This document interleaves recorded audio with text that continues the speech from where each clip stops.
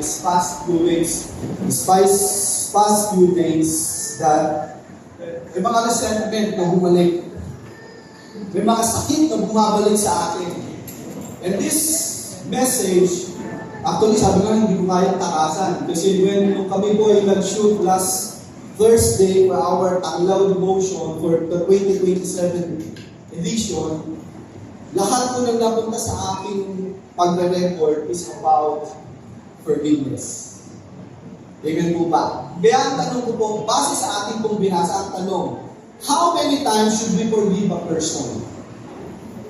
70 times 7. Ilan dapat po ba tayo dapat magpatawad? Ilang beses? 70 times 70 7. times 7. So pag tinimes po yung 70 times 7 ilan? 490. 490. Amen.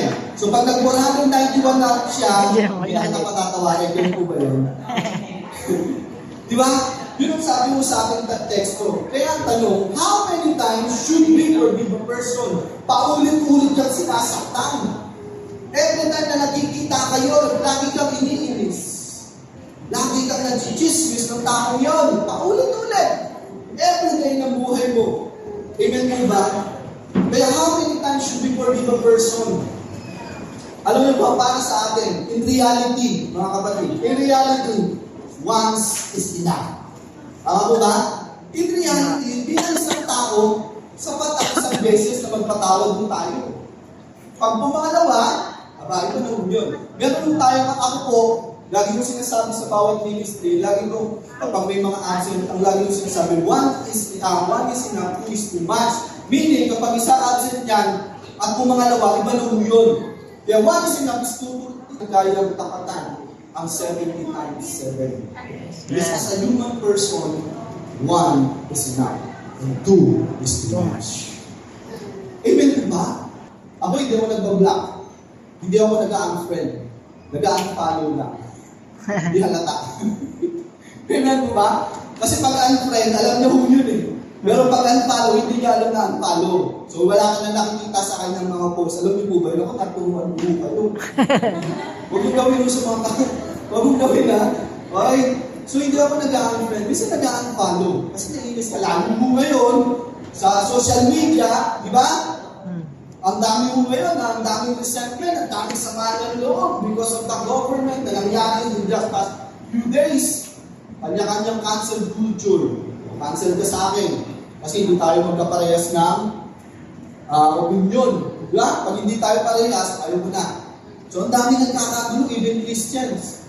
So, kapag umulit ka pa, sa kanila lang, di ba lagi natin sinasabi, kahapon ka pa. Kanina ka pa eh. Mamagaling yung ating kung laging sinasabi, no? Diba? Sino nakakaano? Yung ganong mga salita, kanina ka pa eh. Bibigo ka na sa akin. Yung mga ganun ang lagi natin narinig. Ibig mo ba, akala mo natin, sa ganitong pagkakataon, once is enough, sometimes akala natin doon tayo makakalaya. Doon tayo makakamove on. Pero the truth is, ang katotohanan, hindi tayo makakalaya. Amen po ba? Kapag pinalagpas natin, okay na. That is, the truth is, hindi tayo tuluyang makakalaya, makakalimot, at hindi tayo tunay na makakapagpapag. Amen. Because unforgiveness does not offer freedom. It guarantees that you will be in a prison of eternity. Kapag hindi mo pala tayo nagpatawad, para lang tayo gumagawa ng sarili natin sa ina. Ikinukulong natin ang puso. Ikinukulong natin ang ating sarili. Gumagawa tayo ng sarili natin. Kapag naalala mo natin, di ba minsan pag naalala mo yung isang taong nakaaway mo, anong feeling? Anong nararamdaman mo kapag mayroong isang tao na naalala mo in the past, na nasaktan ka, na nakasakit sa'yo? Una, sumasakit ang dibdib mo. Tama na yun. Naiinis ka. Pag naalala mo yung away niyo kahapon, sama-sama mo ng loob natin. Kapag nakita mo siya sa social media. Galit na galit ka na. Sumiskip ang dibdib natin. And that is the real weight of unforgiveness. Personally, ako, pero po nangyayari. This past few weeks, there's resentment. Talaga yung kaaway ay hindi tumitigil sa bawat isa. Meron po akong past pain. Kaya ako po, sabi ko nga po in the past na kong katuruan, hindi ako nagtuturo, hindi gusto ko lang. Nagtuturo ako yung my personal experiences. I have my own past pain. At yun po ay biglang pumutok. Noong time na yun, na nagkasala yung tao, gusto-gusto mo sa hotel. Pag nakikita mo every gatherings, gusto mo sa hotel mo. Gusto mo bumante. Amen mo ba? Amen. Basta nag-observe mo. Nakulong ka doon sa iyong sarili sitwasyon na ginawa ko natin. And that is the real weight of unforgiveness. Sa Matthew 18 ay tungkol sa relationship na katuruan mo ng ating Panginoon. Tungkol mo sa family of God. Si Jesus ang nagtuturo po dito sa Matthew 18. At ang katuruan na ito ay kapusan niya yung mga alagad, mga kanyang tinuturuan. Ang kanyang itinuturo ay tungkol po sa humility, caring for the weak, church discipline, and forgiveness. Pakisabi po, forgiveness. Forgiveness. Ang tanong ko po, ano po ang pinakamadali? Magpatawad o humingi ng tawad? Alin po mas madali? Magpatawad o humingi ng tawad? Humingi ng tawad, mas madali. Magpatawad. Yung iba, humingi ng tawad. Ano po ang mas madali? Amen. Pagkatapos po, dito po sa ating binasa, nagtuturo ang Panginoong Isus. After na hong magturo, eto si Peter, lumapit sa Panginoon. Ano ang sabi niya? Ang tanong niya, Lord, how shall my brother sin against me and I forgive him till 7 times? Ilan dapat po ba ito dapat patawarin ng kapatid kong nagkakasala sa akin? Ito si Peter, after magturo ng Panginoong Isus, lumapit siya. Lord, ilang beses ba talaga ako? Ilang beses ko ba dapat patawarin ng kapatid ko na nagkakasala sa akin? 7 beses po ba? 7 times po ba? Yun ang sabi ni Peter kay Jesus. Alam niyo po kasi, sa kultura ng mga Hudyo that time, 3 beses ka lang dapat patawarin. After noon, pang-apat, cancel culture ka na. Ika-cancel ka na. Ganun po ang Hudyo that time. Ganun yung sinasabing sapat na yung 3 beses na patawarin ka. Di ba sometimes gano'n naman talaga tayo eh. 3 beses, ano yung 1 is enough eh. 2 is too much, so tatatlo ka pa. Di ba? Sakit ako sa ulo nun eh. Kaya noong time na yun, ang mga Hudyo 3 times, okay yung yun. Kaya lang sabihin ni Peter, ng 7 beses, anong sagot ng ating Panginoon? Anong sabi niya? Until 70 times. Parang sinasabi niya, Lord, hindi ba sobra na yung 77 times? Parang hindi niya sinasabi ni Peter kay Jesus sa Panginoong Isus. Sabi niya, Lord, hindi ba? Medyo kalabisan na yung 70 times. Masyado lang marami yan eh. Diba? Pero ang sagot ng Panginoon, until 70 times. Hindi ko sinabing 7 times, but 70 times 7.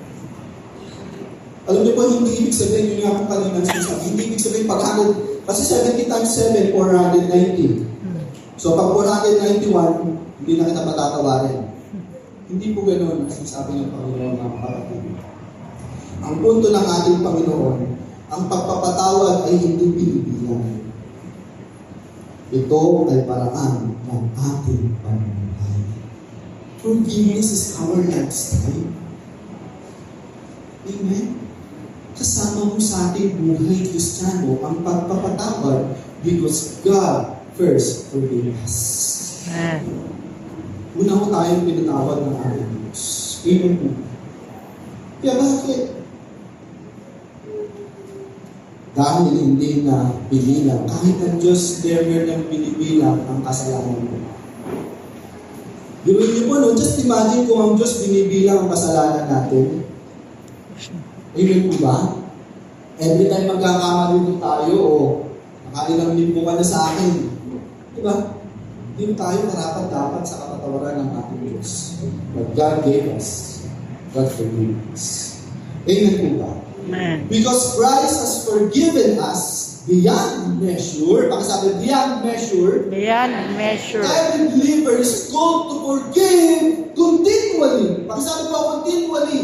Continually. Tuloy-tuloy na kahit paulit-ulit na nagkakasala ang kapatid mo, you need to forgive them, him, her, continually.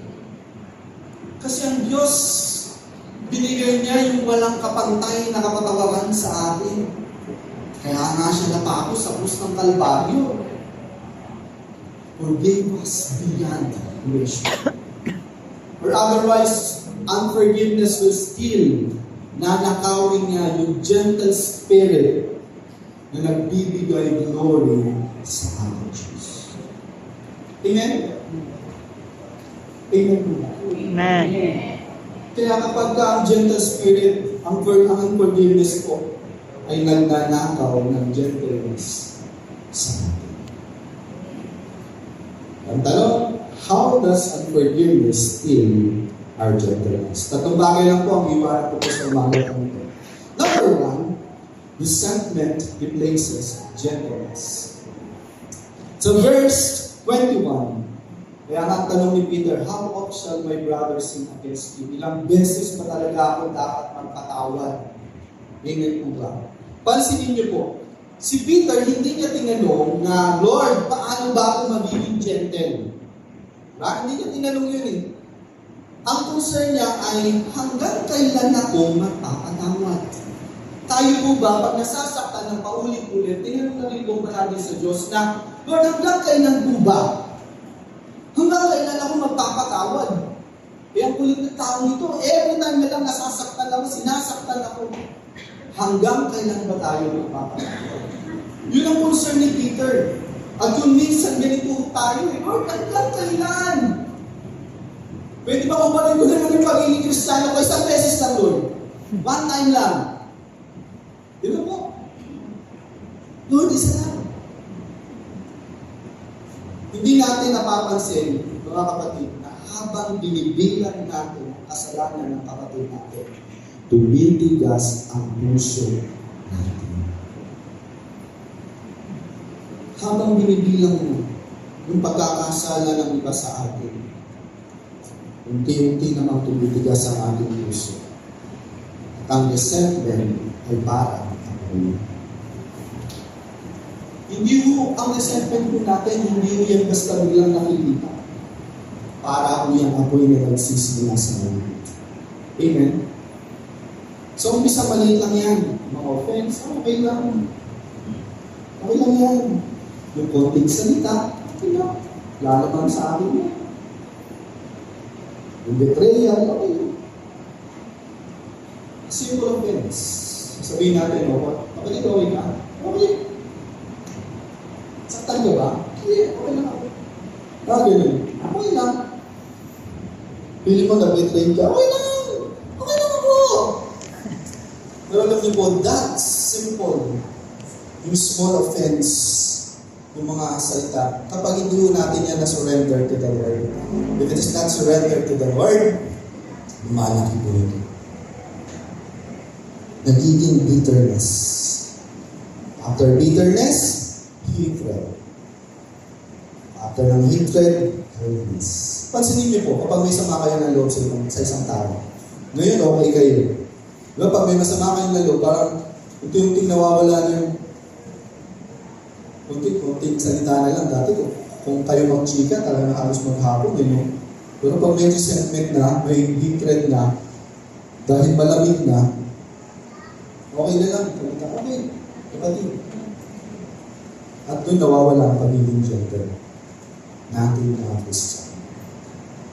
Because yung gentleness na palitan ang resentment. Tingnan niyo po si Jonah. Si Jonah po is a picture of resentment.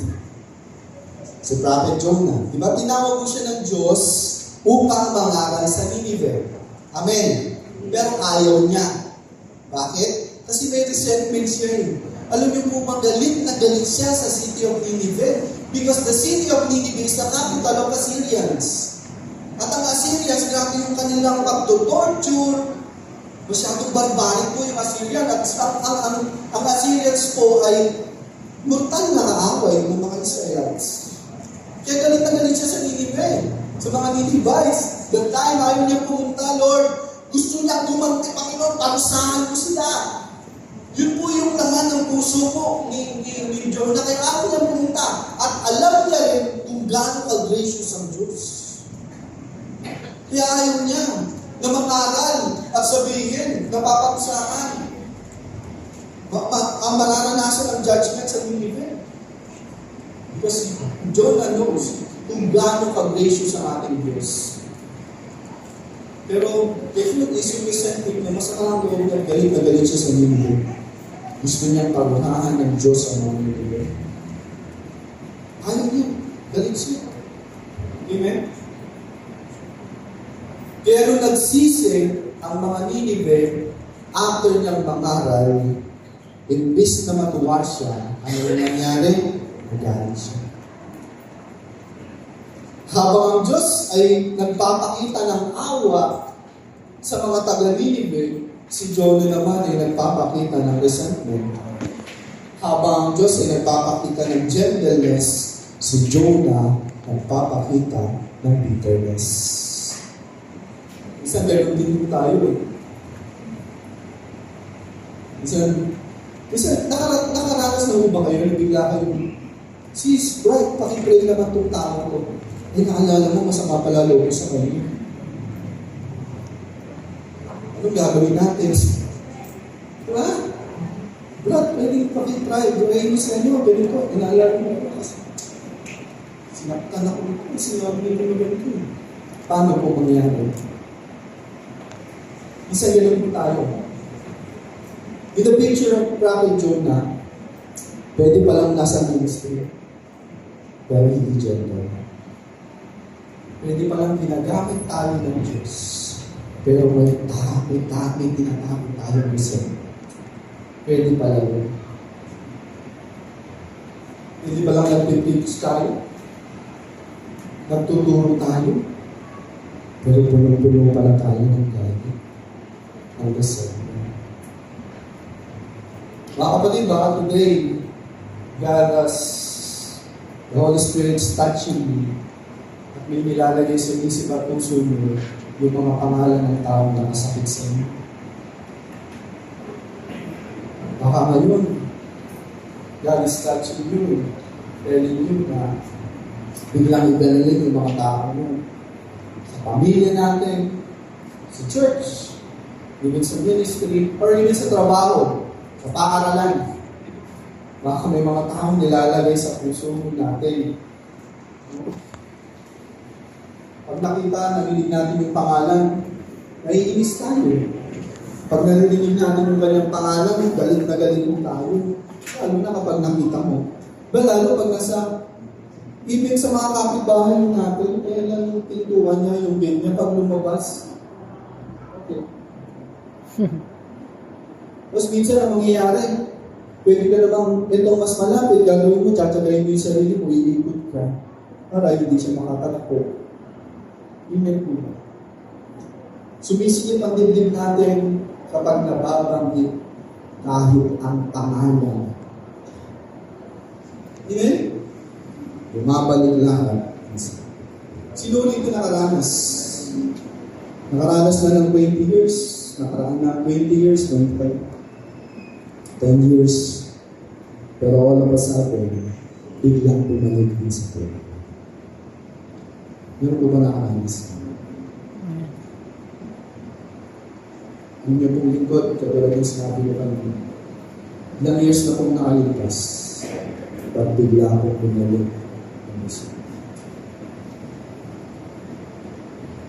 Alam niyo po, hindi naman natin kailangan natin ito. Minsan, pag narinig ko yung pangalan, nakikita ko.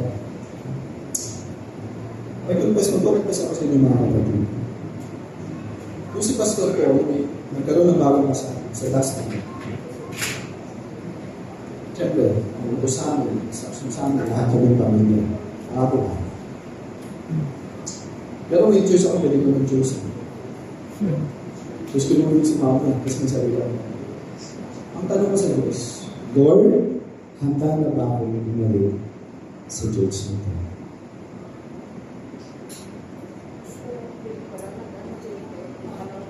Handa na ba ako?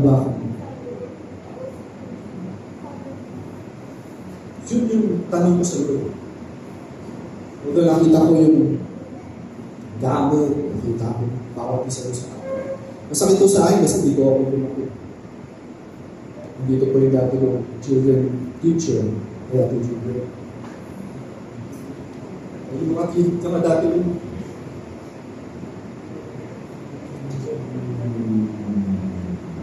Kaya sabi ko, Lord, ready na po ba? Ready na. Because meron isang resentment, may isang pain na bigla po binuwas. Pero I thank the Lord because in my devotion, every devotion, God speak to me. Nasa first sem, nasa second Samuel na po ako, especially the Absalom spirit, sa Absalom, nung nagkaroon ng kabuluhan sa pamilya ni David. Ang dami kong natutunan. Tapos itong Thursday lang, it's about forgiveness, topic of devotions, and 10 episodes ng devotion na yun. Grabe Lord, sabi ko, grabe ka. Thank God kasi alam mo, kinakausap ka ng Diyos at gusto ng Diyos na mapalaya tayo sa segment. Amen po ba? Amen. Gusto mo ng Diyos na hindi ka manatili dyan sa pagmumukmuk mo. Pinuhin mo galit na galit ka. Hindi ka makatulog dahil umiikot ang pangalan ng taong yun sa isip mo. Pero yung taong iniisip mo, ang hindi ng tulog. Amen. Hindi mo natin kailangan maging ganyan. Kaya sabi ko sa akin, hindi mo kailangan maging ganyan. Ha? Hindi yan ang gusto ng Panginoong Isus para sa bawat isa sa atin because ang resentment ay hindi lang.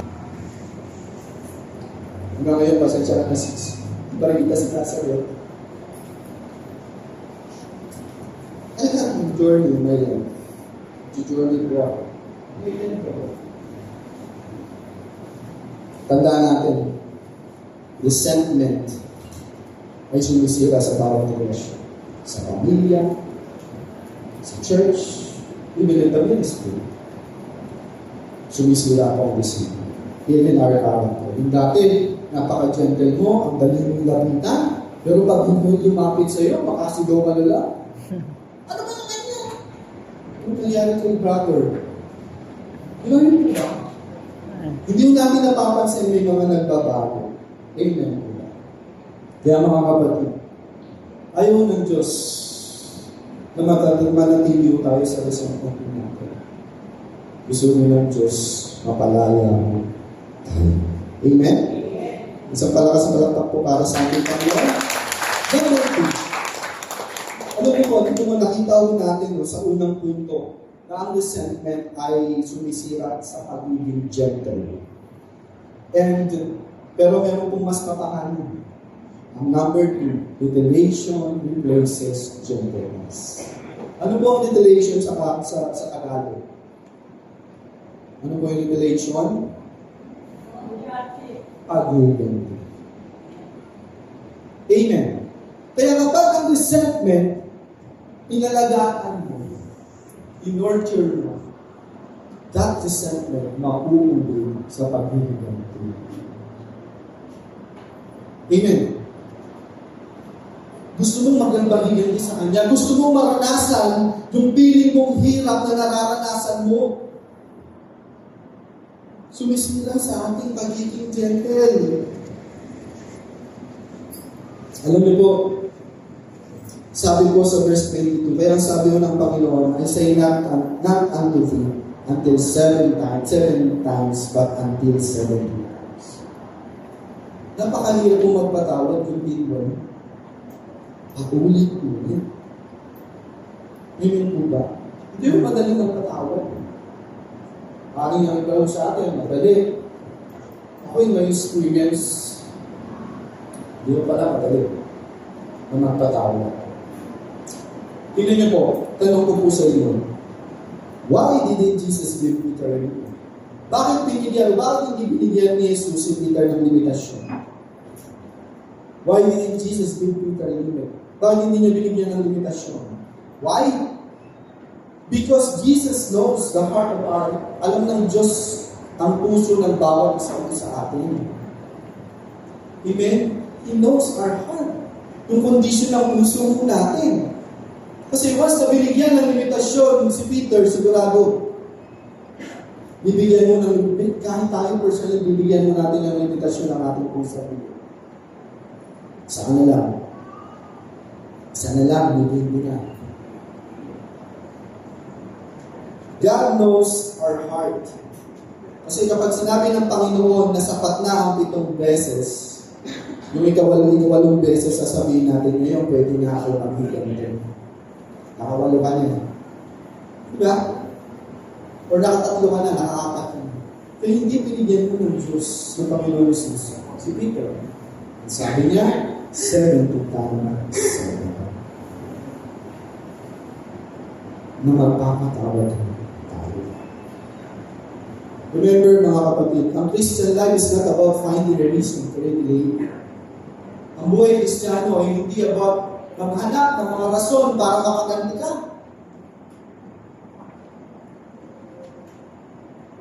Kaya minsan, even the ministry, ginagamit natin, tuloy-tuloy. Ang social media, ginagamit natin, tuloy-tuloy. Minsan wala namang alam pala. Minsan yung alam niyo yung komunikasyon natin. Hindi pala alam ng kapatid na nasaktan ka niya sa bawat salita niya. Pero kung tirahin natin sa social media, akala niyo parang Amen? Kung minsan pag ako yung islis, gusto ko talaga na sa social media, pero thank you for the wisdom. Thank you for the patience na binibigay sa akin. Amen? Ang buhay ng Kristiyano, hindi ito paghahanap kung paano tayo o rason para makaganti. But it is about finding an opportunity to show grace. Oportunidad na ipakita ang grasya na naranasan mo rin sa Diyos. Yun po ang Christian life. Amen po ba? Opportunity to show grace. Tandaan natin po, in our theme for this month, ang gentleness po ay hindi kahinaan. Hindi po weakness. Pero minsan po, maraming connotation, maling pagkakaunawa ng mga tao. Amen po ba? May maling paniniwala ang maraming tao sa bawat isa sa atin kapag mahina ka. Diba? Kapag gentle ka, mahina ka na. Amen po ba? Kapag hindi ka gumantin, ako, duwag ka pala, hindi ka gumantin. May mga bata, sige nga, hawakan mo sa tenga. May mga bata ng araw, sige, bitiin mo sa ilong. Kapag hindi tayo gumantin, duwag tayo. Naalala niyo yung nag-viral na isang biker na kabataan? Yung kanya yung pinagsusuntok siya sa isang biker event nila yata yun. Pero hindi mo siya gumantin. Ano nakala niya? Sa hindi niya paggantin, dumog yung blessing. Yung kanyang shades na nasama sa pagsuntok, binigyan siya ng bago. Grabe yung blessing na natanggap mo niya because hindi siya gumantin. Pag hindi ka nagpapatawad, o kapag nagpatawad ka, mahina kang nilalang. Talo ka. Ganun yung connotation natin. Alam niyo po, meron po akong experience. 2004, nung kami po pinadala sa Japan. And that time, meron po akong nung ako yung nagtatrabaho pa sa isang automotive industry, automotive company. Pinadala mo kami. Nung kami po'y uuwi na, naglasingan mo sila. Naglasingan. Kaya ako'y natutulog na kasi kinabukasan, maaga kami for the last company tour. Huling company tour na namin, the next day pa, uuwi na kami sa Pilipinas. Nagulat mo ako, biglang nagsisigaw sa pintuan namin ng kwarto ko. Dalawang muna kami every kwarto may dalawang tao. Sisigaw siya. Sabi ng kumpare ko, bro, pre, ba't ano nangyari? Ba't sumisigaw yung tao? Hindi ko nga alam eh. At sumisip ko, wala akong alam na kasalanan ko sa kanya. Hindi, nabalitaan ko, sinabi niya, bro, kaya naman pala, nasalubong ka daw niya sa Okoro, o yung mga nasa Japan, nagpunta sa Japan, alam ko yung Okoro. Yung Okoro, nasalubong mo daw siya doon, tapos tinignan mo daw siya mula ulo hanggang paa. Ha? Sabi ko, paano mangyayari? Hindi ako nag-Okoro. Kahit pagdating ko sa Japan, hindi ko ako naliligo ng gabi. Kasi yung Okoro, isang bata na napakainit. Halo-halo kayo doon. Yung Japanese, yung Pilipino, halo-halo kayo. Hindi ako ganun. Kaya lang, paano mangyayari? Hindi ko, may sama na pala ng loob. That is foreman po namin. Yung time foreman namin. Kalit na rin siya. So buong araw, nag-company tour. Kalit na rin siya. Nasipok pa ako. Buti na lang po, meron akong katabing dalawang HR namin. Yung dalawang babae, isipin sila pa ako doon sa may kanto para hindi ako masuko. Kaya lang nakaabot. Kalit na po siya. Kaya ako naman talagang gusto ko lang gumantay. Pero ako, kaya ko na lang, pagdating sa Pilipinas, yung dalawang babae kasi, tuloy apat sila, taga-HR namin. At yung isa doon, tiyuhin niya yung HR manager namin. So hindi pa kami nakakalapag sa Pilipinas, nakalipor. Ito na, umusad namin yung investigasyon, kinausap ako ng HR manager, sabi niya, hindi ka gumante. Sabi ko lang, sir, kung gumante ba ako, matatapos ang tuloy. Tinanong niya, pati kung, ano ba? Ano ba yung probinsya mo? Sabi ko, buko ko yung Waray. Pero laking kabitin ko ako. Tapos. Yun niya ako, sir. Kung lumaban po ba ako gumante, matatapos ang tuloy. Musal ko ang investigasyon. At nagkaka, na lahat pala yun ng kwento ay gawa nila.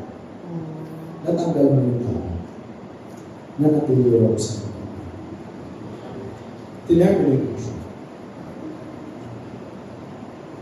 At yung mga nakapaligid sa kanya na laging nakatulong sa akin, biglang nagbalik tayo. Pero hindi mo kaya. Yung pala nag-serious lang. Kasi may mga babae sa grupo namin sumasama, hindi sa kanila. I-treat niya pala yung isa. Iyan mo na lang. Pinatawag na lang po siya. Ganyan po ba? Gusto mong gumanti, taga rito, taga-gas na. Pero sabi nga kung gumanti ako, tanda natin, gentleness is not weakness, but it is strength under God's control. Amen. Amen po ba? Amen. Ang gentleness po meaning, we are under the Holy Spirit, the power of the Holy Spirit. Kasi ang gentleness is the character, the fruit of the Holy Spirit. That is gentleness. Hindi po yan kahinaan. Kaya mas matapang pa yung hindi gumanti. Kaysa dun sa batang yung nasumuntok na sumuntok. Para masabing, di ba, minsan tayo sa mga social media, yung sa, ngayon, puso-pusi, pakaruhuli, sino matapang, pero may espada. Tapos kahit sa mga baskol, tatapang. Di ba? Pero a person is inherently, hindi po sila strong. They are the weakest link. Weakest in controlling himself. Mahina dahil hindi kaya kontrolin ang kanilang sarili. Hindi po sila yung sumisigaw, tapang niya! Pero nagpulot sila talagang weakest link. Sila ang pinakamahina.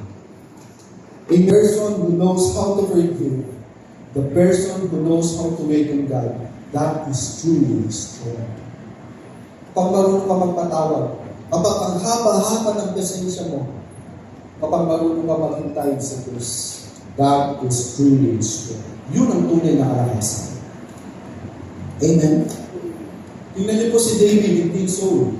The story of David in King Saul. Alam mo natin, si David, paulit-ulit siya na gustong ipapatay ni King Saul. Hindi po isang beses, hindi dalawang beses. Paulit-ulit. Si Haring Saul, hari na siya. Si David, para siyang hinahapon ng isang kriminal. Ganun po yung naging sistema ni Haring David, ni Haring Saul. Pero one time, nagkaroon ng pagkakataon, eto na, Nandun sila sa isang yugin o sa isang kweba. Nasa likuran si David na hindi alam ni Hanson. Ang sabi ng kanyang mga kasama, "Oh, David, yan na! Yan yung pagkakataon, patayin mo na!" Tinupad na ng Diyos kasi alam mo nila na magiging hari si David eh. "O yan na, yan yung promise, patayin mo na." Yun yung payo sa kanya. Minsan di ba po, kapag galit na galit tayo, kapag gusto mong gumante, tapos bibiglang nagpapansin, "Ganyan mo bro. Isang beses lang naman eh." Dahil sa galit mo, kapiling mo tama yung payo. Tama ba? Tama. Dahil galit na galit ka eh, gusto mo ang gante eh. Kapiling mo tama yung payo ng tao. Pero ano naging respond ni David that time? Imbis na patayin, anong nangyari? Tumunit lang mo siya sa laylayan mula sa damit ni Hanson. Amen. Yung sabi ni David, hindi ko kayang gawin ito. Sa taong pinili ng Diyos. Hindi sinasabi yung tama si Hanson. Tama yung mga ginagawa mo. Ang sinasabi lang po mga kapatid, si David, pinili niyang ilagay sa kamay ng Diyos ang paghihiling. Amen? Mas pinili niyang sa Diyos nang ibigay, sa Diyos niya isurrender lahat ng sama ng loob at galit.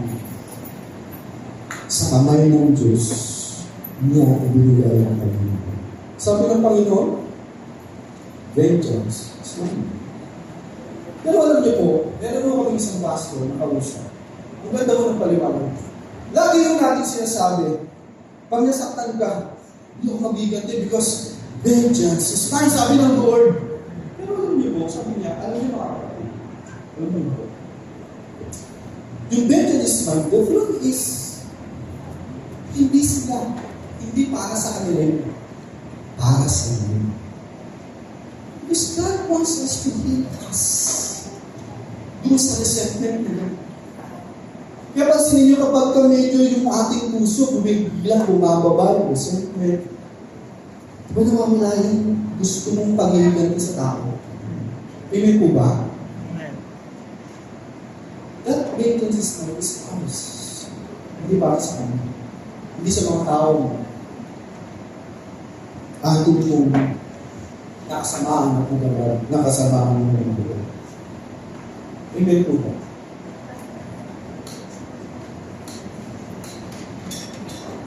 Kaya mga kapatid, kapag meron pong nanakit sa atin, maraming relation. Maraming hindi mo sinasaktan physically, pero ginagawa mo doon sa social media. Ginagamit ang social media para magigilty.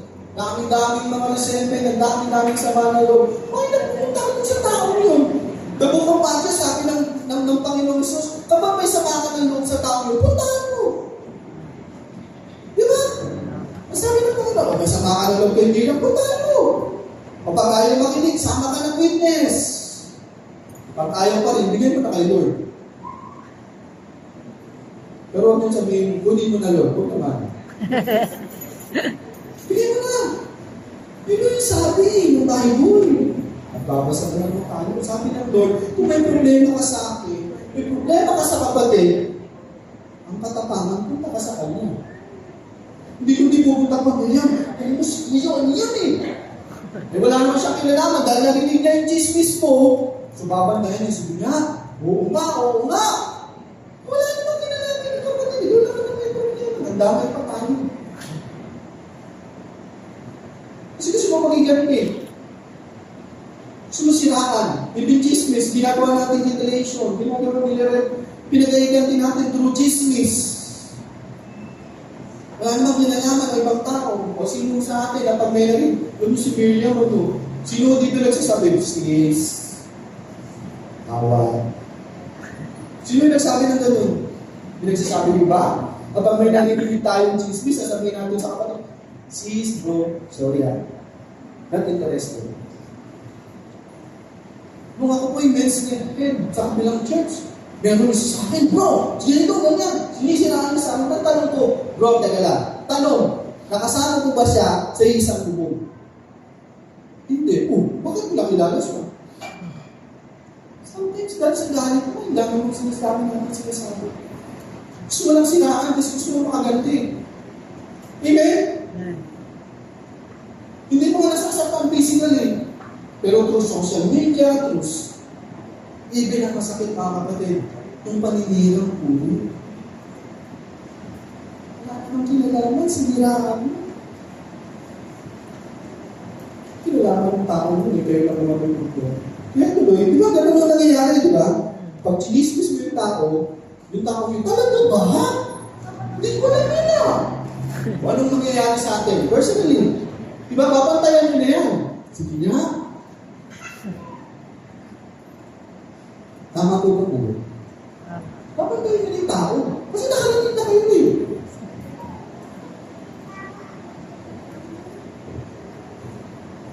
Hindi mo man siya sinisigawan, pero yung ating mga mata, ay dinpunin ng lahat. Kumakain na. Doon tayo. Hindi mo man sinusuntok, hindi natin ginagamit ang ating kamay. Pero yung ating mga matay, punong-puno ng galit.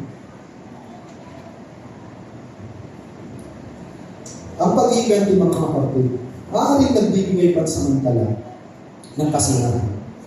Amen? Ito naman, may pagkakaganti ka. Tuntumaan tayo eh. Pero, ang pagpapatawad ang nagbibigay ng pangmatagalan ng kapayapaan. Subukan mo natin magpatawad. Mararanasan mo natin ang kapayapaan. Amen po ba? If you want experience real peace in life, magpatawad mo tayo. Amen? Yes. Panghuli po, last. Kung ang resentment, mga kapatid, destroys our hearts. Revelation destroys our character. Meron pong good news sa bawat isa. Number 3, restoration reflects gentleness.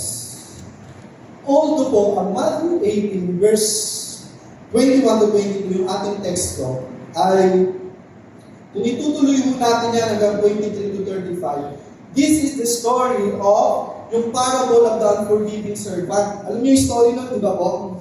Yung unforgiving servant, na merong isang hari. At itong servant na ito, may utang doon sa hari ng napakalaking halaga. Pero dahil masyadong gracious yung hari nito, pinatawan niya. Hindi niya sinigil. Okay na. Kumbaga, burado na yung kasalanan. Amen? So, nung lumabas siya sa kaharian, nakakita niya yung kapwa na servant na may pagkakautang sa kanya na maliit na halaga. Anong ginawa niya? Sinigil niya. Hindi niya pinatawad. Pinatawad siya sa malaking halaga ng hari because of the gracious nung hari yun. Pero siya nung nakita niya yung kanyang kapatid, kasi utang mo. Bayaran mo ako. Di ba? Nagalit ang hari nung nalaman niya na hindi siya nagpatawad. And these verses demonstrate a clear principle that the person who has experienced great forgiveness from God is expected to forgive others as well. Pinatawad tayo ng Diyos, yung expected ng Diyos na magpatawad din tayo sa iba. Tingin po ba? Expected din ng Diyos na tayo may magpatawad. And remember, we do not forgive to be saved. Hindi tayo nagpapatawad para maligtas. But we forgive because we have been forgiven. Nagpapatawad tayo kasi pinatawad ka ng Diyos. Amen? We do not forgive because the person deserves it. Hindi ka nagpapatawad at humingi na ng tawad. Paano kung hindi humingi ng tawad? Paano kung hindi niya inaamin na may kasalanan sa iyo? Hanggang ngayon, naghihintay ka ng paliwanag. We do not forgive because that person deserves yung ating kong forgiveness. But we forgive because God has been good to us. Kasi mabuti ang Diyos sa ating mga kapatid. Patulad mo ni Joseph. Si Joseph po, isa sa pinakamalaki. Sabi nga, pinakamagandang larawan ng restoration. Amen? Alam mo natin ang istorya ni Joseph. Pinagbili, nainggit ang mga kapatid niya, nagalit ang mga kapatid niya, binenta mo siya, ang resulta, naghihirap mo si Joseph. Nakulong, pinagbintangan. Ang dami ng hirap na pinagdaanan. Kaya kung may tao na dapat na magalit, si Joseph yun. Kung mayroong taong gustong gumanti, si Joseph yun. Kasi dahil sa mga kapatid niya, nakaranas siya ng paghihirap. Amen? Kaya si Joseph po. Kaya nung nagkaroon ng malaking pagpapalag na tupad yung kanyang mga panaginip, yung kanyang vision, nung siya na-install as a governor of Egypt. Kung kayo po, tatanungin ko, kung kayo nasa nakatayuan ni Joseph, naging nasa pinaka-highest position, at nakita mo yung nakasakit sa iyo, ano yung nararamdaman? Ito na ang pagkakataon. Makakaganti na ako. Reality, yun ang ating gagawin. Gobernador na ako ng Egypt. Akala kayo mabutong dyan. Mamatay kayo sa tuntong. Diba? Pero hindi po yun ang naging response ni Joseph. Kung siya po yung naging gobernador ng Egypt, bumuhod sa kanya yung mga kapatid mo. Anong response? Umiyak siya at umiyak ang kanyang kapatid. Kaya po ba kaya natin yung hapon yung nakasakit mo sa akin? Every time na papasok ka sa church kung mayroong nakasakit sa iyo, kaya mo kamayan. Or iwas. Si Joseph ang naging response, umiyak po siya at iyakat ang kanyang mga kapatid. Kaya ang Genesis chapter 50 verse 20, ang sagot niya, "But as for you, you thought evil against me, but God meant it unto you." Paggawa man kayo ng masama sa akin, pero ginawa ko naman ng Diyos na mabuti. Ito yung naging pananaw ni Joseph. Grabe yung naging perspective niya. In front of him. Sorry. Amen po ba? Tandaan mo natin, everything happens for a reason. Even yung mga taong nakakasakit sa iyo. May rason kung yun. May rason kung bakit mo nakakatagpo yung mga taong nakasakit sa iyo. Everything happens for a reason. Kaya maging panalangin mo natin kung paano naging point of view ni Joseph. God meant it unto you. Ako sabi ko mga kapatid, yung nararanasan ko this past few weeks, days, hindi ko na-realize ko, yes, napatawad ko na. So, bumabalik pa rin. Hindi ibig sabihin, hindi ka nagpatawad. Amen. Because there's a reason. Because God wants us to be mature more and more sa ating relasyon sa Diyos. Kaya sabi natin, hindi pwede kung tagal ka na 4 years ka na kasi tanda mo na itong church, mature na akong tao. Ang dami ko akong tinuturo ng Diyos. Hindi po ba? Hindi yung bumawi si Joseph. Sabi niya, God meant it unto you. Even si Apostle Paul, remind us in Romans 8:28, and we know that all things work together for good to them that love God, to them who are called according to His purpose. All things happens for a reason. All things happens for a purpose. Hindi ka nasaktan dahil wala lang. Hindi mo tayo nasasaktan para nasaktan ka lang. God wants us to be more mature in the area of forgiveness. Kasi minsan kung saan tayo mahina, doon tayo palalakasin mo ng Diyos. Sabi ko nga po noong araw, ang isa sa mahina ko pong character, pag ako'y na-disappoint, wala ako sa ministry. Pag na-discourage ako konti, wala na ako sa ministry. And thank God, dahil pinalakas ako, kaya nga hanggang ngayon, nasa harapan niyo po ako. all things work together, even people na nakakasalamuhan natin may purpose po ang Diyos. Napangga mo lang po yan, may purpose po ang Diyos. Kahit anong bagay masamang ginawa sa akin ng tao. Look what Joseph. Tingnan natin kung paano tinignan ni Joseph. God made it into me. Amen? Remember kung ang hari nga ng mga hari na gawang magpatawad, wala tayong dahilan upang manatiling alipin ng bitterness. God wants us to be us. All the resentment. Gusto ng Diyos na tayo ma-restore at maibalik ang karakter ng ating Panginoon. Amen po ba? Maaari ngayon may mga tao hanggang ngayon hindi mo pa rin mapatawad. Kahit napakatagal na 10 years na, 20 years na, 45 years na. Ang tagal na, hindi mo pa rin mapatawad. Baka piling mo, sariwa ka.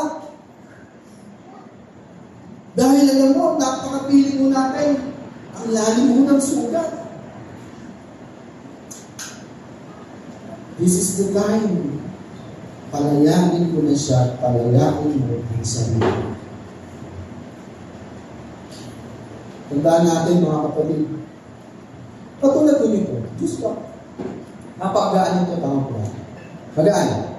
Eh kung ipahawak ko po sa inyo maghapon, hanggang sa pagtulog, tama ba nga? Magaan lang naman yun. Hawak mo lang siya. Ang taas na siya, kakain ka, matutulog ka. Amen. Magaan naman. Pero kahit gano'n kagaan, kapag hawak mo ito, habang tumatagal, bumibigyan. Tapos nagkatulog naman siya. Habang tumatagal, bumibigyan. So ang sabi ng Diyos, bitawan mo. Habang hawak mo, hindi ang gift, kundi ang unforgiveness. You're just lacking that person up in your mind. And you're also lacking up your own mind. Pag hindi mo pinitawan, lahat ng resentment, lahat ng galit, yung tao yun na tumatakbo sa utak mo, kinukulong mo lang siya sa isip mo eh. Kahit ang puso mo, inilalak mo na. You're locking up your own heart, mga kapatid. Tandaan natin, forgiveness is the key to freedom and restoration. Kung gusto natin makalaya at ma-restore, forgiveness is the key. Amen? Alam niyo po, meron akong isang na-share sa aming mga heritage. Eh, paano bro kung bumabalik yung sakit? Paano bumabalik yung sakit? And recently, sabi ko nga po kayo na, ang inyong pong lingkod, bumalik yung sakit. Kaya sabi ko, yung lang po kayo. Speak to me. Because these past few weeks, days, grabe yung pakikipag-usap ng Lord sa akin. Bumalik. Yung akala ko, iyak na ako. Diba po? Paano kung bumalik yung sakit? Paano kung sabihin naaalala mo parang sariwa na naman? Yung sugat, yung sakit na yun. Paano? Alam niyo po, sabi po sa akin na issue, ang emotional healing kadalasan po hindi daw po tuwid na linya. Minsan, masasaktan ka ulit. Isang payapa ka, masasaktan ka na naman. May mga araw na pakiramdam mo natin, malaya na tayo. Pero, pag-iisip mo, naalala mo na naman yung taong yun. Naalala mo na naman yung sakit, naalala mo naman yung pagkakataon, naalala mo na naman yung mga pangyayari. Amen? Pero napatawad mo na. Bigla-bigla na lang mararamdaman natin yung dating sakit. Pero alam niyo po, hindi ibig sabihin no, na bumalik po tayo sa umpisa. Maaaring pinapakita lang nito na meron pang mga bahagi sa puso natin na kailangan ng higit na paggaling or healing. Baka meron pang reservation. May na-reserve. Hindi ibig sabihin hindi mo napatawad. Parang sugat. Pag ang peklat, di ba akala mo hindi ka masakit no? Pero pag nasagi yung peklat, ang sakit, masakit pa. Kahit peklat na. Ako may peklat ko dito ng bata. Pag nasasagi mo ito, masakit pa rin. Parang ganun po ang nangyayari sa buhay ng bawat isa. Parang sugat. Tapos sa balat, naging peklat. So kapag sumakit ulit dahil natamaan, hindi ibig sabihin mga kapatid, hindi yun bumalik. Hindi tayo nagpatawad. Tandaan natin bilang isang mananampalataya na ang Diyos ay madalas gumagawa ng healing unti-unti. Amen? Because hindi ibig sabihin ito mga kapatid, hindi na tayo tuloy na nagpatawad. Forgiveness is a decision. Makasabi decision. But healing is a process. Hindi porket, yes, truth naman. Nagpatawad tayo, pero hindi ibig sabihin pag-isip mo, okay na tayo. Still, we are in the process. Nasa proseso pa rin ang ating paggaling, mga kapatid. Amen po ba? Kaya sa bawat alaala natin, pag naalala mo natin muli, yung sakit na yun, may panibagong pagkakataon na mag-release mo tayo ng kapatawaran. Kaya ako personally, sabi ko, alam mo po, grabe po yun. Dami ko pong sinisi ng time na yun. Bakit gusto kong nanay ko? Bakit namatay ang nanay ko? Bakit nawala ang pamilya ko? All of that things bumalik sa isipan ko. I cried to the Lord, Lord, why? Akala ko, okay na ako. Akala ko na namatawad ko na yung mga tao yun.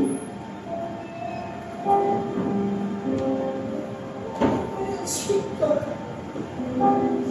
Yes, napatawad naman natin yung mga tao nakasakit sa akin. Sometimes, can't allow it. Sabi ko, Lord, kaya ko na pang bumalik ang mga kung saan ako lumaki. Sino ko ginamit ng Diyos? Kaya ko ba ba? Healing is a process. I love this church. Dito ako nagsimula.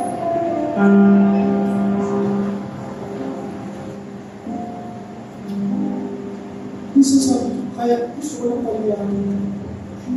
At the end of the day, I cry to the Lord, Lord, help me. Help me. Kapag bumabalik ang alaala, sabi ko lang kay Lord, Lord, help me. Itama mo yung puso niyo. Yung motives.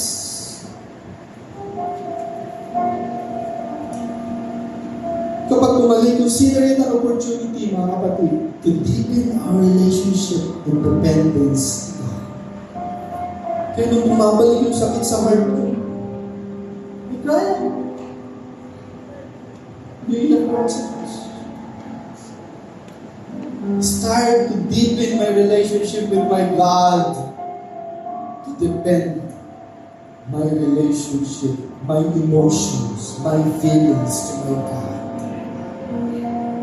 He is the only one who can set us free from the pain of offense. Siya lang ang makakapagpalaya sa atin. Amen po ba? Huwag mo natin kaya. Ako masasabi ko, yes, napatawad ko ng ulang. Yung mga taong nakasakit, sa akin, sa family, lahat ko yan. I forgive them. Bumabalik pa rin because we are in the process.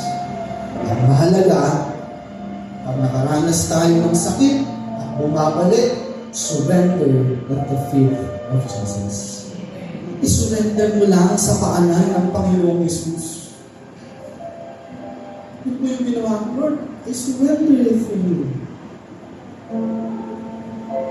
I surrender it upang tayo ang maging malalim. Remember, the measure of our gentleness is often revealed by the measure of our willingness to forgive. A heart that remembers the cross will always find grace to forgive. Amen?